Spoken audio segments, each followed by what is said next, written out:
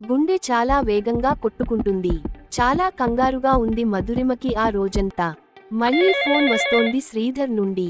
10 నిమిషాల్లో ఇది 6 సారి ఫోన్ చేయడం. రాత్రి 11 అవుతోంది. అందరూ అప్పటిదాకా టీవీలో సిఐడి చూసి పడుకోవడానికి తమ గదుల్లోకి వెళ్లారు. హాస్టల్ వార్డెన్ గేట్కు వేసేసి లాక్ మళ్లీ చెక్ చేసి, మెయిన్ డోర్ కూడా లాక్ చేసి వెళ్లి పడుకుంది. మధురిమ గదిలో ఉన్న మరో ఇద్దరు టీవీ చూసి వచ్చి పడుకున్నారు.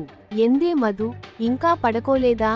సిఐడి చూడడానికి ఈరోజు రాలేదంటే ఎంత బాగుందో, భయంతో చచ్చిపోయాం.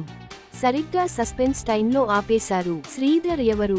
ఆమెకు ఇలా మళ్ళీ మళ్ళీ ఎందుకు కాల్ చేస్తున్నాడు?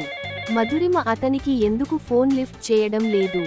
ఈ రాత్రి ఆమె జీవితాన్ని మార్చేసే రాత్రైపోతుందా? ఇంతకీ శ్రీధర్ నుంచి వస్తున్న ఆ కాల్స్ వెనుక ఏం రహస్యం ఉంది? ఈ ప్రశ్నలన్నింటికి సమాధానం తెలుసుకోవాలంటే మా తదుపరి ఎపిసోడ్ మిస్ అవ్వకండి.